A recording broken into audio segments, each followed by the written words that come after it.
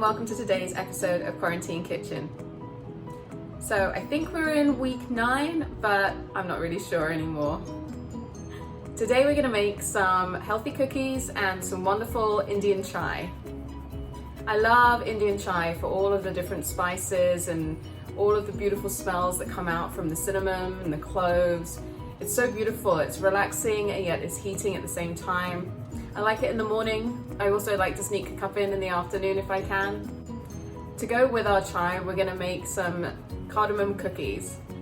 We're going to make them out of almond flour, so they're super healthy and gluten-free. And we're going to be using rose water and cardamom in this recipe, so both really beautifully relaxing and very cooling for pitta. So let's get started.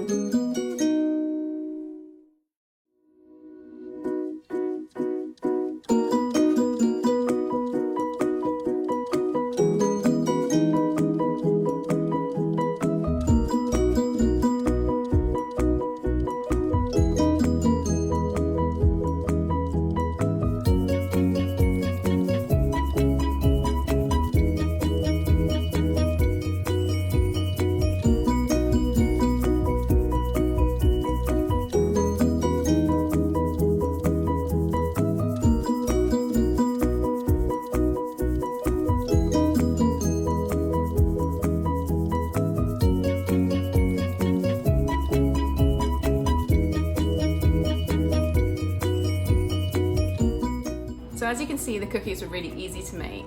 Just combining all the ingredients, beautiful, fragrant. You could actually eat that dough raw, it's so beautiful. We then shape them and put them in the oven, and they'll be in there for about 8 to 10 minutes, and then we'll let them cool down. We put them in at 375 degrees Fahrenheit.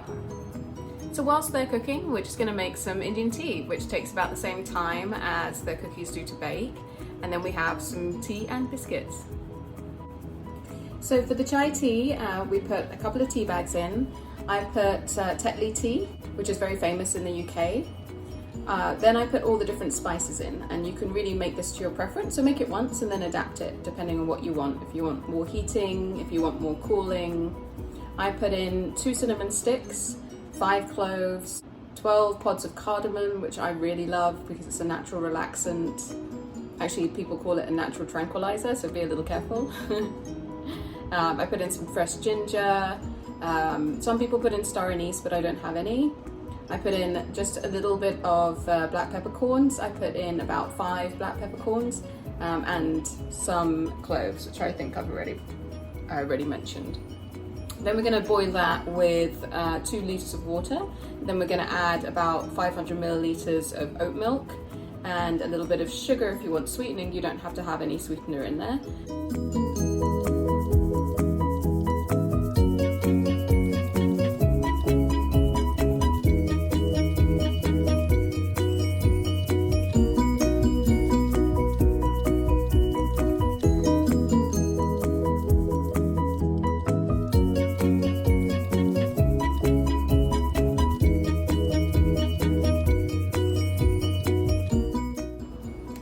So for the tea, you add the spices in the water and you bring that to the boil, and then you simmer it for about 10 minutes or until you can smell the fragrance of the spices.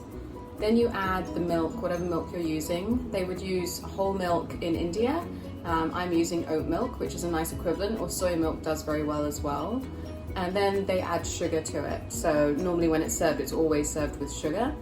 This was something that was meant to sustain people, whether it was for breakfast or during the day. So that's why you have the fat in the milk, the sugar, and the heating spices like cloves and black pepper. You can obviously make more calming versions using just cardamom and cooling spices, but this is the traditional way that it was made. I remember when my grandma would make this, it would just make the house smell so fragrant. And my grandma